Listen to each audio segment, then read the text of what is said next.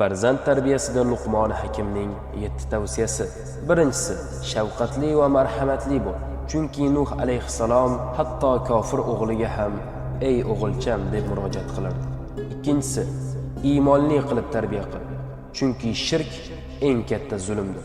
Uchinchisi, namozlarga e'tiborli qilib tarbiya qil. Chunki inson uchun iymondan keyingi eng muhim narsa namozdir. To'rtinchisi, yaxshilikka buyurib, yomonlikdan qaytaruvchi kishilardan qilib yetishtir. Chunki solih bo'lishning o'zi yetmaydi, balki isloh qilguvchi ham bo'lishligi kerak. Beshinchisi, insonlarga nisbatan kibrli qilib tarbiyalama.